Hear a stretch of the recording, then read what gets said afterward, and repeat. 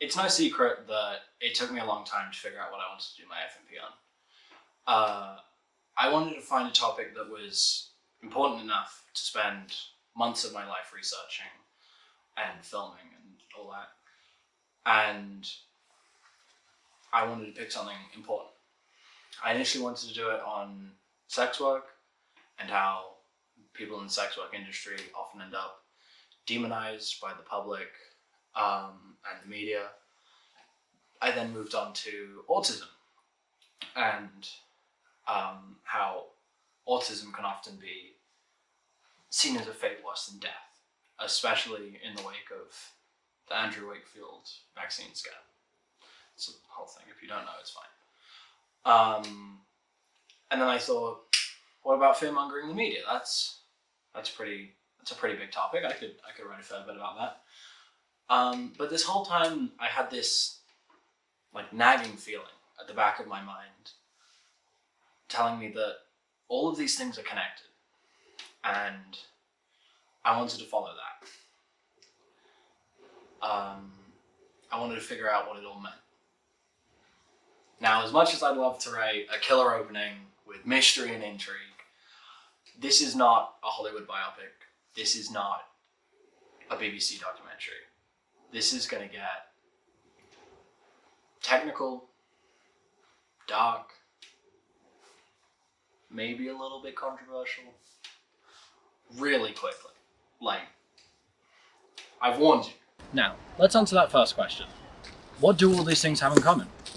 Well, they all relate to social minorities. That doesn't really help us, does it? What is a social minority and where do they come from?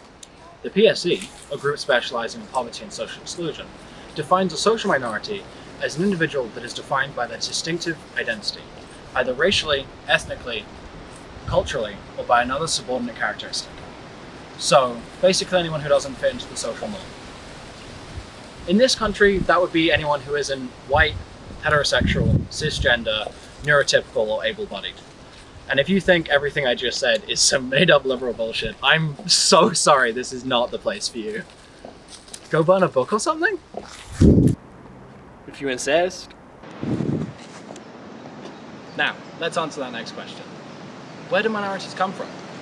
You might shout out and say, other countries, and thank you for staying. I hope that book's keeping you nice and warm. I'm nice and warm. But the initial knee-jerk reaction of not from around here fails to take into account the fact that minorities can crop up anywhere, even in groups of the same ethnicity. Take, for example, the autistic minority, which fits into our definition through having the subordinate characteristic of autism, while also being as much of any given part of any nationality or ethnicity or anything else. So it's clearly not as simple as skin color, accent, or place of birth. Being a minority seems to be a process of being plucked out, right? It's not innate within a person, it's a label placed upon them. But for what reason? And by who?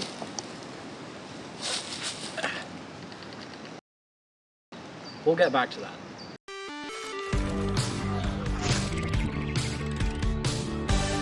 Fun fact, did you know that in 1971, Richard Nixon started the war on drugs, stating that drug abuse was public enemy number one. He didn't mean all drugs, of course, he meant recreational drugs, more specifically crack cocaine. Due to the fact that it's cheaper to produce, it was mostly found in poorer communities, and it's no secret at the time that most poorer communities were filled with black people. And I'd hate to shatter your worldview, but Richard Nixon was a deeply racist old man. John Ehrlichman, who once served as White House counsel and assistant to the director in domestic affairs, once said, "We knew we couldn't make it illegal to be against the Vietnam War or to be black, but we knew if we associated hippies with marijuana and blacks with heroin, we could criminalize them heavily, invade their homes, arrest their leaders, and vilify them night after night in the evening news. Did we know we were lying about drugs? Of course we did." Now, it seems that Richard Nixon's reasons for getting to the Vietnam War weren't exactly squeaky clean, but the next up was Ronald Reagan. He wanted the best for everyone. He was a real heavy hitter in the war on drugs because he wanted the good of all. He was going to do right by those No, I'm not saying that. Oh, go on, it'd be really funny. Fuck off. Cut.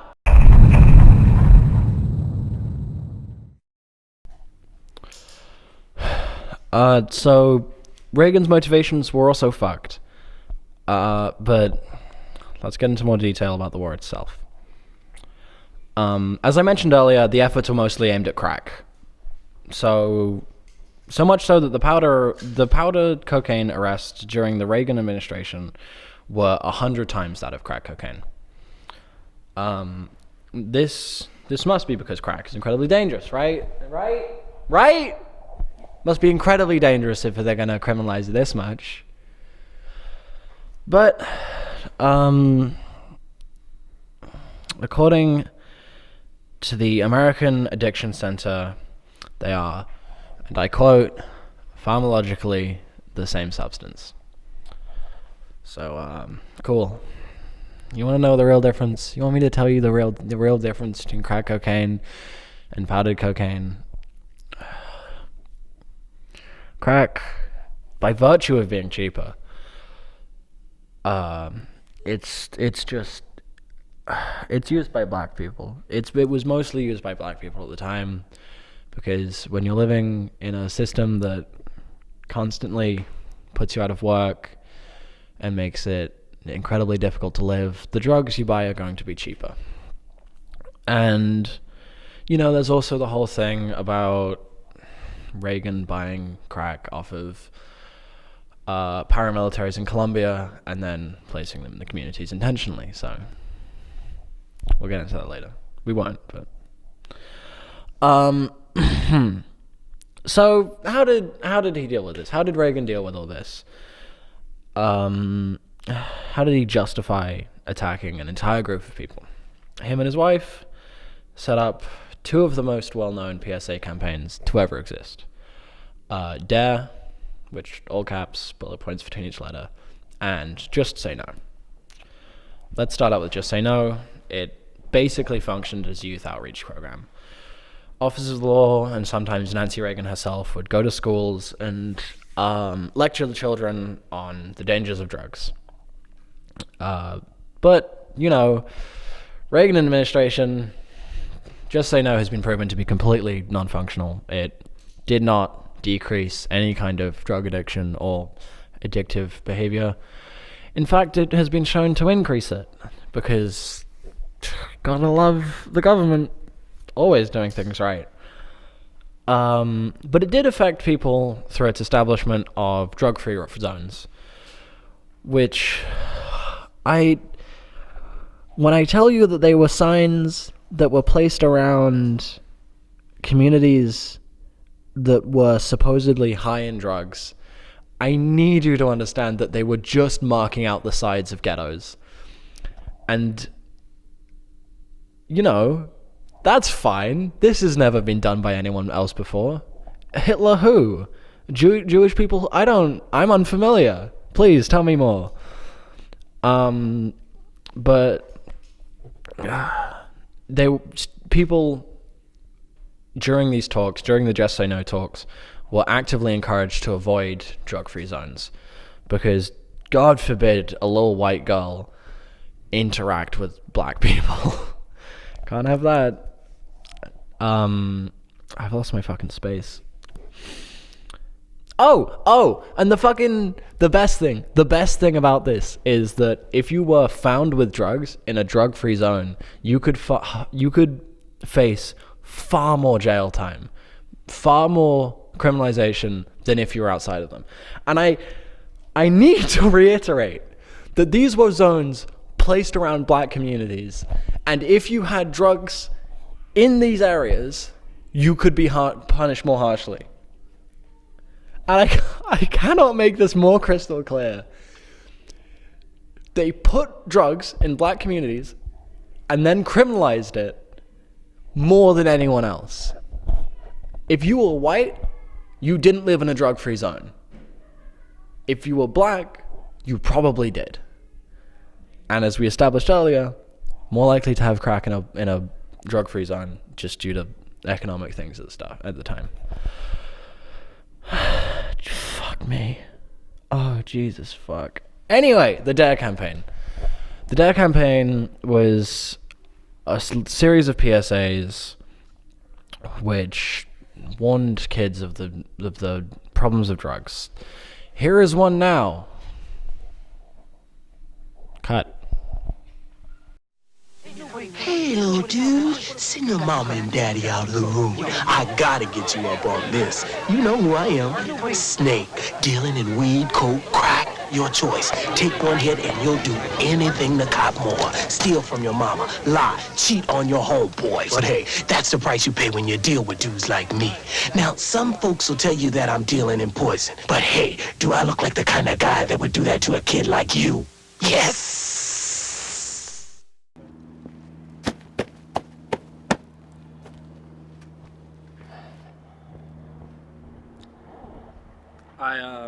I want you to know that PSA was called Evil Snake.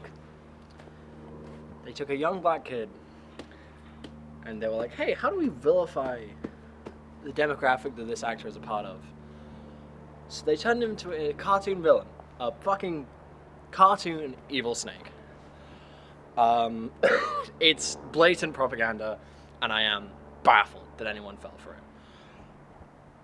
But fell for it they did, because by 1995, John Dulia published a paper stating that juvenile crime, specifically males between 14 and 17, had transformed into this breed of teenager called the super predators. And you know how it is with these things. He didn't mean all teenagers from 14 to 17. He stated that murder had increased in white teens from up to 50%, and in black teens up to 300%. I'm sure he had no ulterior motives. But I need to make it very clear. John Dulia was lying. Crime had been on a decline for 2 years. Not just juvenile crime, crime in general had been on a decline for 2 years. So, he was lying. No one must have taken his paper seriously. It would have been really fucking nice if that had happened, right? Someone lies in a scientific paper and doesn't get taken. Of course not. The term super predator, coined in that paper, turned up fucking 300 different times over the course of 5 years in 40 different publications. The term super predator got so far that a couple years later, Hillary Clinton and her husband's running opponent were using it as a way to justify clamping down on juvenile crime. Little did they fucking know, this process had already happened. It had been going on for a while now. Fucking juvenile detention laws had been getting tighter and tighter since the paper was published. There was a person who got locked up for driving the getaway vehicle in a murder his brother committed. He got 45 years in prison. He was 14. 45 years in jail at 14 years old. Another person, life with no chance of parole at 17. They were white. They fucking won because of course they won. They were two black kids. And you know what? People affected by the clampdown on juvenile crime, 66% of them black. That's 2/3. That's the majority. There are thousands of black teens whose lives have been ruined, decimated by the fact that a few presidents were just like, I don't like black people. I'm not a fan of them. Entire communities torn apart. For what? Prejudice? I fucking can't. And who benefits from all this? Who benefits? Do you know? Do you fucking know? Tell me, you fucker. I'll kill.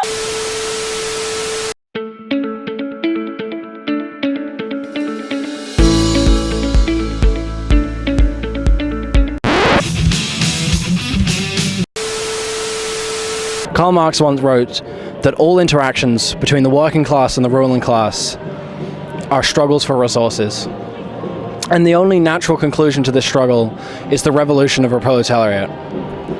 But since he wrote this, things have gotten so much worse. The working class is so much more oppressed. Our freedom stripped from us daily. Freedom to roam, freedom of autonomy, bodily autonomy, freedom of expression. Everything keeps getting worse. It keeps getting worse. And it's not going to stop. It's not going to stop. Sorry. Sorry, emotional a little bit.